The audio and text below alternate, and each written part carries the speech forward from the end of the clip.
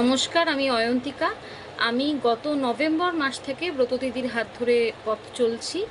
আমার একটা অতিরিক্ত ওজন আমি বাড়িয়ে ফেলেছিলাম কোভিড কাল এবং তার আগে পরে সমস্ত মিলিয়ে আমার মোটামুটি মাধ্যমিকের সময় থেকে আমি মোটামুটি আমার ওজন বাড়তেই শুরু করে, সেটা আর কোনোদিন কমার নাম নেয়নি। আর আমি ভীষণ ফুডি, প্রচণ্ড খেতে ভালোবাসি, সুতরাং কোনোদিন ওইভাবে ওয়েট মেপে মেপে খেতে পারিনি।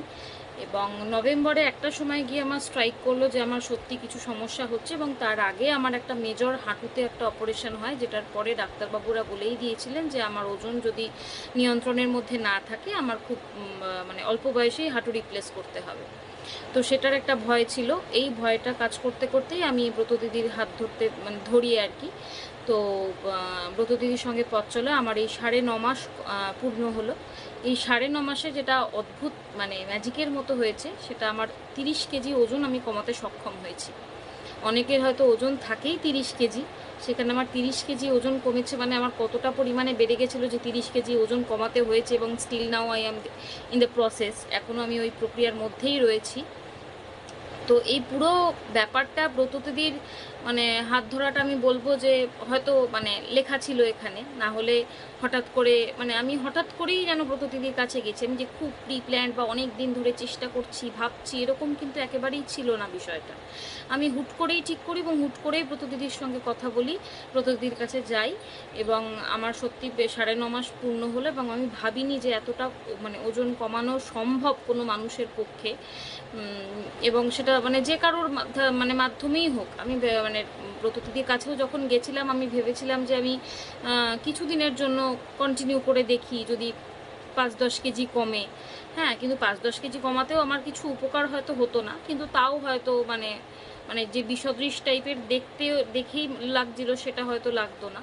তো আমি সেই পথ চলাটা শুরু করি এবং যবে থেকে শুরু করি আমি আর পেছনে ফিরে তাকাইনি কোনো দিনই। ব্রতদিদি খুব সুন্দরভাবে ডায়েট চার্ট করে দিয়েছে।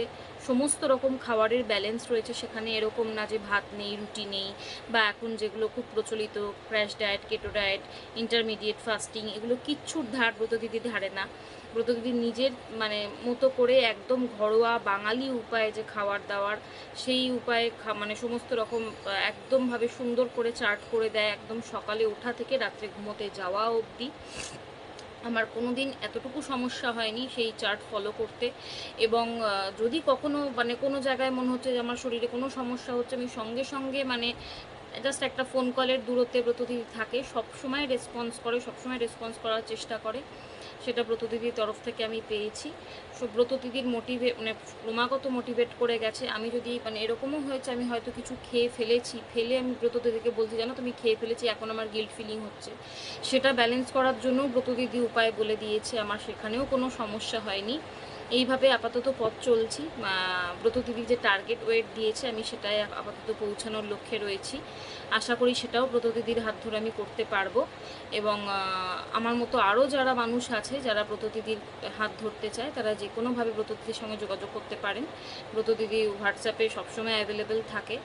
আর ব্রতদিদির সারা মানে আপাতত সারা কলকাতা জুড়ে উত্তর দক্ষিণ পূর্ব পশ্চিম সমস্ত জায়গায় ব্রতদিদির বসেন, ক্লিনিক আছে। খুব রিনাউন্ড একজন ডায়েটিশিয়ান, প্রায় 15 বছরের এক্সপিরিয়েন্স ওনার। খুব নির্ভরযোগ্য এবং খুব মানে সুস্থ মানে বিজ্ঞানসম্মতভাবে উনি ডায়েট চার্টটা করে দেন। তো এটুকুনি বলবার ছিল। আমার আরও যারা বন্ধু, আমার মনে হয় আরও অনেক বন্ধুদের প্রয়োজন হবে ব্রতদিদির নাম্বার বা ব্রতদিদির সঙ্গে যোগাযোগ করার, তারা নির্ভয়ে নিঃসন্দেহে নিশ্চিন্ত হয়ে করতে পারো ব্রতদিদির সঙ্গে যোগাযোগ।